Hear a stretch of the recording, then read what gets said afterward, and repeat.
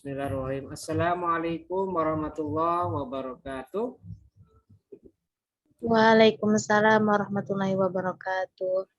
Bismillahirrahmanirrahim. Alhamdulillahirabbil alamin wa bihi nasta'in wa ala umurid dunya waddin. Shalatu wassalamu ala asyrafil anbiya'i wal mursalin sayyidina wa maulana Muhammadin wa ala alihi wa sahbihi ajma'in. Rabbi shrah li sadri wa yassir li amri wahlul 'uqdatam min lisani yafqahu qawli, amma ba'du. Baik, perkuliahan kita hari ini kita buka bersama-sama dengan membaca lafaz basmalah. Bismillahirrahmanirrahim. Baik, hari ini kita kembali masuk setelah minggu yang lalu tanggal berapa? Tanggal 25 Oktober kita sudah melaksanakan UTS, ujian tengah semester untuk mata kuliah Hadis Ahkam 2. Dan kemarin alhamdulillah kuliah UTS berlangsung dengan lancar ya. Walaupun di sana sini masih terdapat beberapa kendala. Ada di antara kalian yang melaporkan bahwa mereka tidak bisa akses gitu ya. Tidak bisa mengakses apa itu? Menu ujiannya. Sebelumnya kan saya sudah ingatkan kemarin ya, bahwa untuk akses UTS itu harus menggunakan alamat email berdomain UIN Banten. Dan satu lagi yang diperhatikan, sinyalnya harus diperkuat. Harus cari tempat untuk kalian mengikuti UAS yang mendukung proses ujian. Sinyalnya ya. Jadi kalau ada di antara kalian kemarin tuh yang lapor, Pak, saya nggak bisa akses nih Pak, bagaimana Pak? Nah, itu berarti kendalanya sinyal itu. Coba saya cek ini, ada beberapa nama ini, saya tanya ini. Coba saya tanya, ada nggak ini Fadila Ihsan? Ada Fadila Ihsan? Ada Pak. Mana? Ada Pak. Mana Fadila? Ada Pak ini Pak. Mana, coba. Videonya mana videonya? Oke. Kamu di mana, Pak? Pakupatan Pak. Hah? Pakupatan. Masya Allah, Pakupatan. Pakupatan kan kota Serang. Kok bisa nggak ada akses? Kamu ujiannya dari Pakupatan apa dari mana? Kemarin Pak. Iya, kemarin waktu ujian dari mana kamu? Ujian saya ngerjain Pak. Kok ada laporan ke saya ini? Di mana ini, Pak? Ini di Google Classroom. Pak, punten saya nggak bisa maksud perlu izin terus, Pak. Nah, maksudnya apa? Pas ujian. Pak Dida Ihsan. Ini loh. Ya Pak. Iya, kenapa emangnya? Emang kamu udah kuotanya kali Pak. Hah? Kuotanya kali Pak. Emang kemarin spendut-pendutan Pak eksis. Ya, isi kuota dong. Masa mau ujian Ada Pak. kuota? La haula wala kuota. Harus pakai kuota lah. Ya sudah, berarti kamu sudah bisa ikut UTS? Bisa Pak. Bisa. UTS kemarin saya ngerjain Pak. Ya udah. Sudah. Udah ada nilainya juga di classroom. Ya sudah. Oke, baik, berikutnya nih ada lagi yang bertanya ke saya nih. Siapa namanya? Ini dia. Saripudin. Iya Pak. Mana Saripudin? Iya saya Pak. Mana ini orang ini? Nah, mana? Saya Pak. Mana? Oke, Saya Sarip. Pak. Gimana kamu Sarip nih? Iya Pak, di sini sinyalnya bagus dan saya juga udah pakai email dari UIN ya. Itu tetap nggak bisa. Di Google juga udah diganti pakai email UIN. Belum pasti juga. Terus pas saya waktu tuh kemudian saya pinjam HP saudara dulu Pak. Masuk ke HP saudara, alhamdulillah itu bisa Pak. Berarti dari HP-nya kayak ini Pak. HP-nya jadul ya. Enggak Pak, Android juga sih. Nggak tahu ini kenapa ya. Kamu orang mana kamu? Sarip, dari mana aksesnya kemarin? Orang Walantaka Pak. Walantaka. Dekat sama Walantaka. Masa nggak bisa? Iya, HP-nya kayak ini Pak, sinyal juga bagus ini. HP-nya jelek. Udah ganti itu mah. Nggak tahu juga ini kenapa. Oh iya Pak, yang kemarin. Jam 6 Pak. baru saya bisa ngisi soal itu Pak. Oh, ya sudah ya, oke lah. Udah bisa ya berarti kan ya? Iya Pak. Ya, oke, baik. Berikutnya. Siapa lagi nih? Siti Suada. Mana Siti Suada? Mana Siti Suada? Mana Iya, Pak. Siti Suada? Mana? Iya, Pak. Kamu bisa nggak akses UTS-nya? Iya, Pak. Kemarin tuh sebelumnya nggak bisa ya, Pak. Nggak bisa diakses. Udah diutak-atik kemana-mana gitu tuh. Tapi alhamdulillah pas jam 16 berapa gitu, hampir mendekati batas waktu tuh, alhamdulillah bisa, Pak. Berarti bisa ya UTS-nya ya? Iya, Pak. Kamu dari mana aksesnya? Dari daerah mana? Hah? Dari mana aksesnya? Iya, Pak. Kenapa? Kamu dari mana rumahnya? Hah? Rumahnya dari mana, Suada? Dari email UIN Banten, Pak. Bukan, dari mana rumahnya? Rumah. Oh. Dari Serang, Pak. Dari mana? Serang. Petir. Petir. Iya. Sinyalnya bagus nggak? Saya kurang sih, Pak, dut-dutan. Ya itu. Nggak terlalu full. Ganti kartu ya. Iya, Pak. Yang sinyalnya kuat, yang bagus. Oke, ya sudah. Berarti sudah keluar nilainya ya? Iya, Pak. Ya sudah, oke. Baik, perhatikan ya, saya informasikan. Bagi kalian yang kemarin itu mengalami kendala tidak bisa masuk, tidak bisa akses UTS-nya. Kemungkinan satu itu karena faktor sinyalnya yang bermasalah, ya. Faktor sinyal. Faktor sinyal itu sangat berpengaruh ya. Nanti kalau misalnya UAS, kalian juga harus perbaiki itu. Kalau ternyata kemarin UTS kalian kendala sinyal itu menghambat, maka solusinya ada dua. Satu, pindah tempat, cari tempat yang bagus sinyalnya.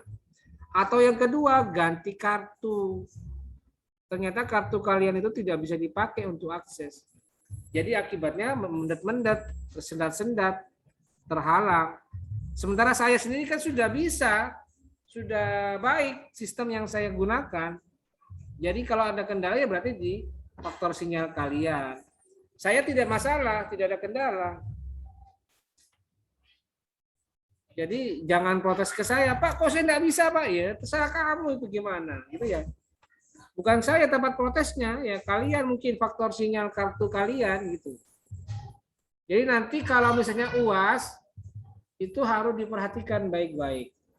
Mungkin nanti saya akan berikan simulasi, cek apakah kalian bisa mengakses atau tidak. Nanti akan saya buatkan simulasi. Saya informasikan, ini kendalanya di sini. Jadi kartu misalnya kalau tidak bisa di situ berarti harus pindah. Harus cari sinyal lain, tempat lain gitu ya. Atau kemungkinan lainnya kalian ganti kartu gitu. Supaya proses perkuliahannya atau proses ujiannya bisa lebih lancar. Dan sengaja saya kemarin tidak jawab semua komplain-komplain yang masuk ke HP saya, ke WA saya, ke Google Classroom. Tidak saya jawab. Kenapa? Itu murni kendala kalian, bukan kendala saya. Jadi saya harapkan bagi kalian yang mengalami kendala ya belajar dari pengalaman gitu ya. Belajar dari, karena secara teknis saya sudah siapkan sistem ujian sesuai dengan panduan, sesuai dengan ketentuan.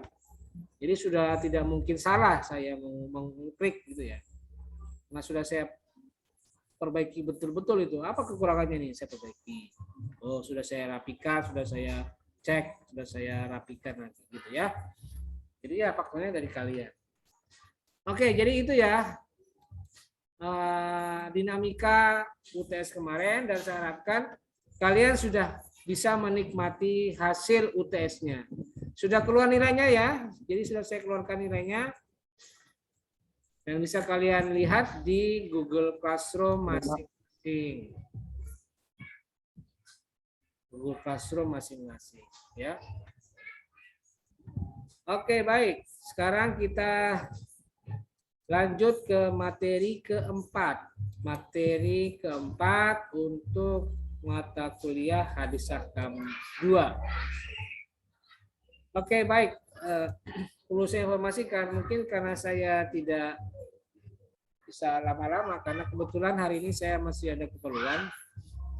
Saya sedang kurang enak badan ya, jadi mungkin saya harus istirahat dulu ya, jadi tidak bisa banyak-banyak. Mungkin saya pertemuan kali ini tidak banyak yang bisa saya sampaikan. Mungkin nanti pertanyaannya dipending aja dulu. Saya hanya menyampaikan materi tanpa ada pertanyaan. Jika nanti di antara kalian ada yang mau bertanya, nanti silakan kalian isi kolom komentar yang ada di Google Classroom. Baik itu kolom komentar di absen, ataupun kolom komentar yang ada di postingan modul saya ini. Nanti akan saya kirimkan. Dan sekarang sudah muncul ya absen. Silakan diisi absennya untuk HKIA. Sudah muncul kayaknya itu ya. Absen. Oke, baik. Langsung saja saya buka modul saya ini ya. Modul materi keempat. Oke. Jadi ada 4 hadis yang akan kita bahas. Pertama hadis riwayat Ibnu Mas'ud, kedua hadis riwayat Aisyah, kemudian hadis riwayat Nafi' dan Ibnu Umar, dan yang keempat hadis riwayat Salamah bin Al-Aqwa. Oke, baik. Untuk yang pertama, hadis riwayat Ibnu Mas'ud. Ani Ibnu Mas'udin qala la'ana Rasulullah sallallahu alaihi wasallam al-muhallila wal muhallalalahu. Itu ada salah itu. Harokatnya bukan mihallala tapi muhallala. Rawahu Ahmad wa Nasa'i wa Tirmizi wa Shahhahu. Ani Ibnu Mas'ud dari Abdullah bin Mas'ud berkata, Abdullah bin Mas'ud, la'ana Rasulullah telah melaknat, Rasulullah sallallahu alaihi wasallam, Rasulullah telah melaknat atau mencela, mengutuk al-muhallila, orang yang bertindak sebagai muhallil, orang yang bertindak sebagai muhallil, dan wal muhallalalahu, dan orang yang ditahlilkan atau dihalalkan. Jadi artinya hadis ini menjelaskan tentang larangan Rasulullah bagi orang yang mencoba mempraktekkan diri sebagai orang yang mentahlil dan orang yang ditahlil. Siapa muhallil itu? Itu orang yang menikahi perempuan yang sudah ditalak 3 oleh suaminya dengan tujuan agar dia dapat menikahi kembali istri yang sudah ditalak 3 tadi. Jadi gini ya, artinya dalam Islam diatur bahwa at-tolaku marrotani, kata Al-Quran. Tolak itu maksimal 2. Jadi di masa Arab jahiliyah itu tolak itu kayak banyak. Kayak buat mainan, tolak 100 kali, talak 200 kali, tolak berkali-kali gitu ya. Bahkan lebih dari 100, bahkan lebih dari 3. di dalam Islam, di ajaran Islam diberi batasan. At-tolaqu marrotani. Tolak itu maksimal 2. Nah, jika lebih dari 2, maka kata syariat itu harus ada ketentuan lagi. Apa ketentuannya? Maka bagi seorang perempuan yang telah ditalak 3 oleh suaminya, suaminya ini tidak boleh rujuk kembali atau nikah lagi dengan mantan istrinya tadi, kecuali istrinya itu harus disela dulu oleh suami lain. Suami lain atau si istri itu menikah dulu dengan laki-laki lain. Nah, selanya itu berarti muhalil atau laki-laki yang kedua. Nah, dalam Islam muhalil itu dilarang, yaitu orang yang mencoba merekayasa orang lain itu agar bisa mengambil alih sebagai muhalil yang menghalalkan. Jadi laki-laki pertama, suami pertama itu bilang ke suami kedua, Kang, kamu boleh kawin dengan mantan istri saya ini. Tapi dengan catatan kamu udah boleh apa-apain mantan istri saya nih. Nggak boleh dijima, nggak boleh dicumbu, nggak boleh diapa-apain, nggak boleh didukhul. Nanti kamu saya kasih duit atas jasa kamu sebagai muhalil. Tapi dengan catatan nggak boleh kamu sentuh mantan istri saya. Nah, nanti kalau sudah selesai akad, langsung kamu ceraikan. Kata suami pertama. Nggak boleh. Nah, muhalil itu adalah laki-laki yang kedua tadi. Sedangkan muhalal lahu adalah mantan suami yang pertama. Jadi praktek muhalil dan muhalal lahu itu dilarang, dilaknat oleh Rasulullah, dikutuk. Nggak boleh dipraktekkan oleh umat Islam. Karena itu praktek yang justru merugikan bagi ya bukan hanya suami tapi juga bagi istri. Tidak baik. Jadi itulah hadis dasarnya ini, hadis riwayat Abdullah bin Mas'ud yang melarang atau mengutuk keras praktek muhalil. Di Indonesia ada nggak, Pak? Ada. Di Indonesia memang ada, masih ada praktek muhalil ini. Bahkan mungkin di sekitar kalian mungkin ada. Karena kemarin tuh ada tahun 2012-an ya. Itu ada kakak kelas kalian, alumni HKI itu pernah meneliti praktek nikah muhalil ini di kampungnya, di daerahnya, di daerah Kabupaten Serang ya, masih di Kabupaten Serang. Dia jelaskan begini-begini, dia jelaskan praktek itu bagaimana prosesnya. Bahkan sampai ada akad kontrak antara suami pertama dengan suami kedua. Ada hitam di atas putihnya. Nah, itu yang tidak boleh. Jadi itulah ya hadis pertama menjelaskan tentang larangan praktek muhalil atau orang yang berperan sebagai orang yang menghalalkan dan orang yang dihalalkan. Itu ya, itu praktek nikah muhalil. Kita lanjut ke hadis yang kedua, hadis riwayat Aisyah. Wa an Aisyata radhiyallahu anha qalat. Dari Aisyah berkata Aisyah, "Talaqa rajul imratahu salasan." Seorang laki-laki telah mentalak istrinya 3 kali. Fatazawwaja rajulun. Tsumma talaqaha qabla ayyadkhula biha. Kemudian laki-laki itu mengawininya dan kemudian mentalaknya lagi sebelum didukhul. Jadi sebelum dijima ditalak. Farada zaujual awal ayyatazawwajaha.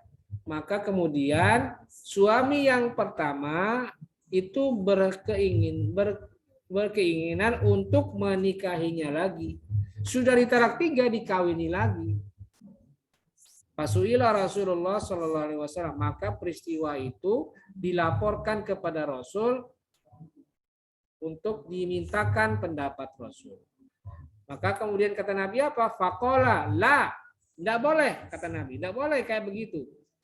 Kenapa tidak boleh? Hatta yadzuqal akharu min usailatiha madza qal awal.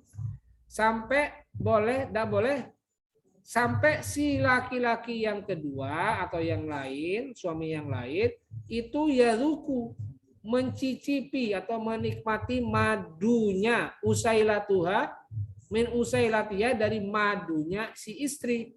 Maka kalau awal seperti halnya yang sudah pernah dicicipi oleh suami yang pertama. Jadi artinya apa? Halal itu akan tidak berarti kalau jika suami yang kedua itu menjima istrinya. Artinya apa ya? Kalau sudah dijima ya tidak masalah. Cuma praktek kesepakatan untuk merekayasa pernikahan kedua istri dengan suami kedua itu ya tidak boleh direkayasa sehingga ada larangan si suami kedua itu tidak boleh menjima istrinya. Nah, yang kayak begini yang tidak boleh. Karena kata Nabi, hatta yadzuqal akharu min usailatiha madza qal awwal. Kecuali suami keduanya itu menjima istrinya.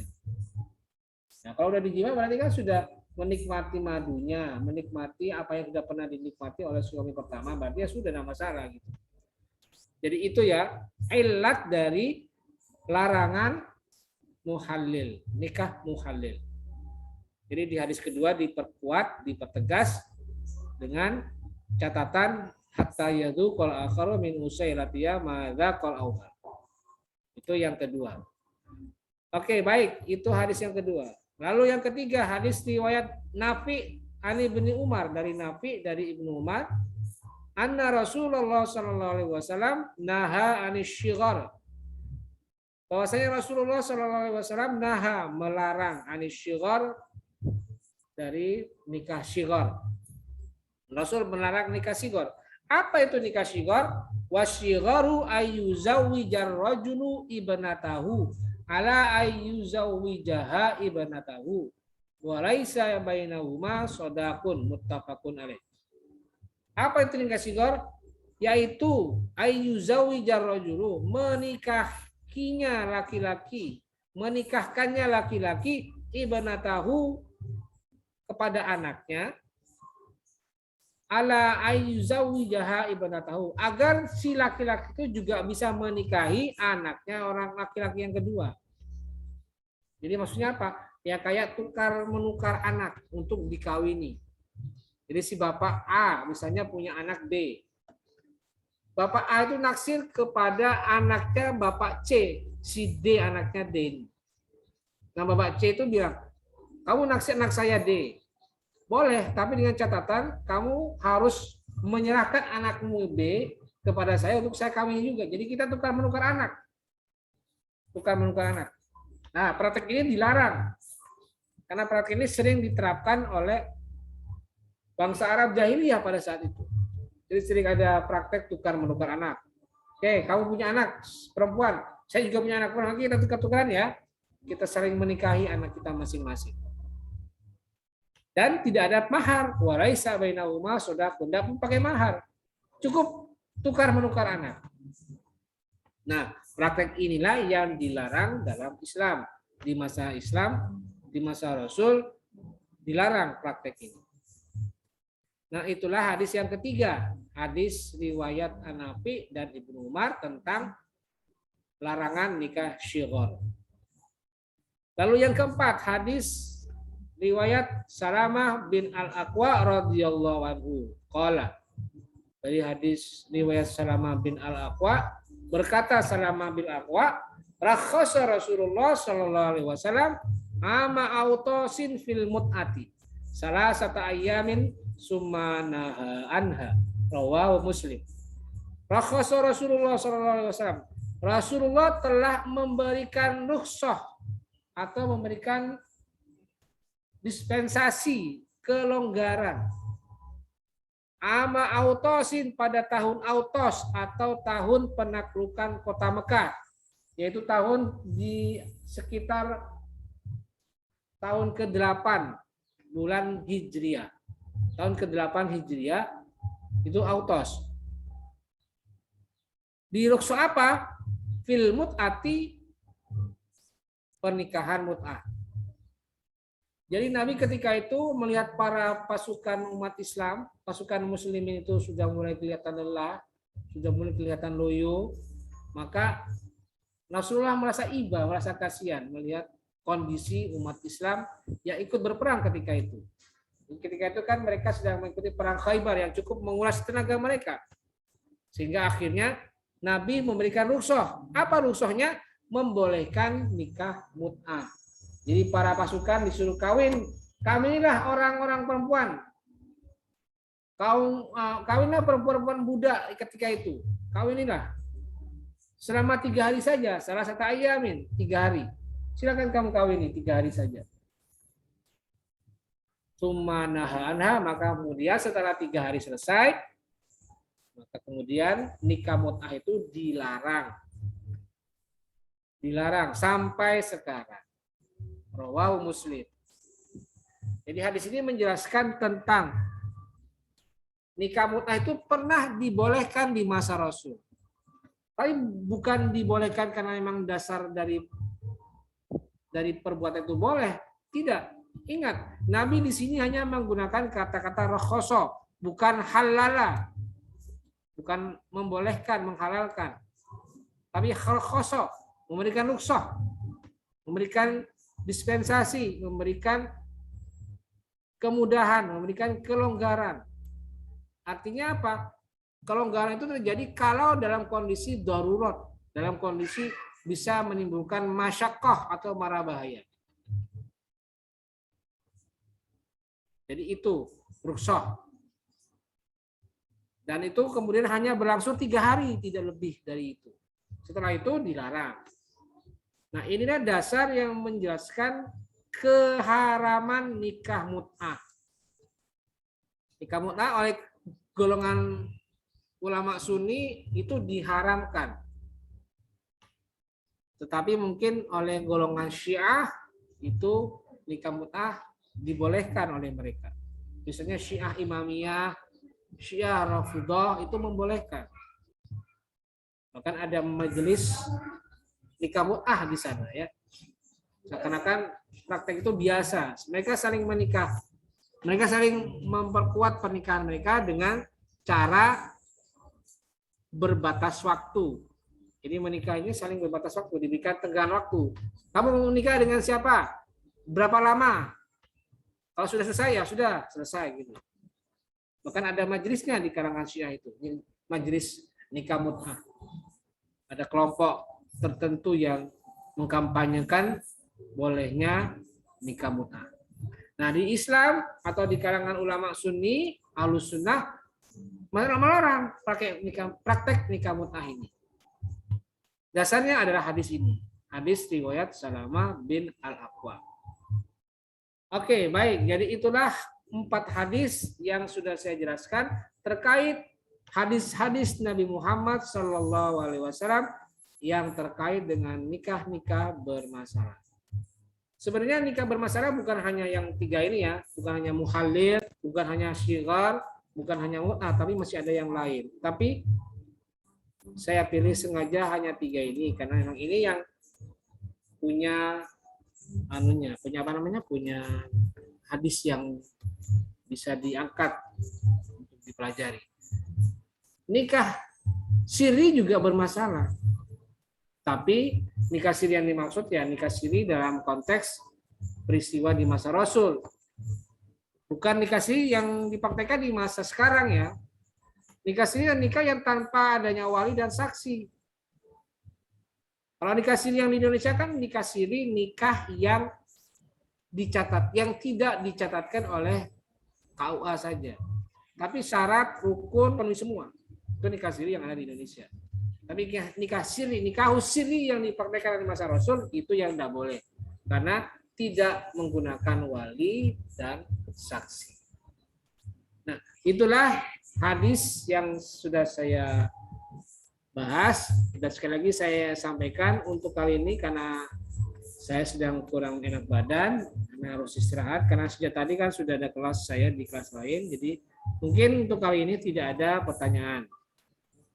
Kalau kalian mau mengajukan pertanyaan, silahkan tapi cukup kalian tulis pertanyaan kalian, bukan disampaikan di sini ya. Tulis saja pertanyaan kalian di kolom postingan di Google Classroom. Oke, baik, saya kira cukup. Dan untuk tugas berikutnya, saya akan sampaikan untuk minggu depan. Ini adalah sesi hafalan ya. Dan untuk hafalannya adalah hadis yang mana ini kira-kira? Kalau saya bertanya, kira-kira kalian mau yang hadis keberapa ini coba? 1, Hadis 3, Pak. 2, Halil. 3, atau 4? Yang mana? Coba. 1. Pak. 1, Pak. Pendekan, guys. Terlalu gampang ini. Gak apa-apa, Pak. Terlalu gampang ini. 3, Pak. 3, hadis 3. Berapa? Hadis 3, Pak. Ya udah Pak. Hadis yang ketiga. Sudah, ya. Untuk hadis yang dihafalkan hadis nomor 4. Ya, hadis nomor 4. Jadi yang dihafalkan itu hadis matannya ya, matan hadisnya dan terjemahnya saja. Untuk yang bawah ini tidak perlu ya. Cukup yang saya blog ini aja ya yang dihafalkan mulai sekarang dan nanti akan disetorkan minggu depan. Jadi itu ya, hadis nomor 4. Oke, Pak. Oke, baik. Saya kira cukup pertemuan kita pada hari ini. Terima kasih dan mari kita tutup bersama-sama dengan membaca lafaz hamdalah. Alhamdulillah. Muwafiq ila aqwamit thoriq. Assalamualaikum warahmatullahi wabarakatuh. Waalaikumsalam warahmatullahi wabarakatuh.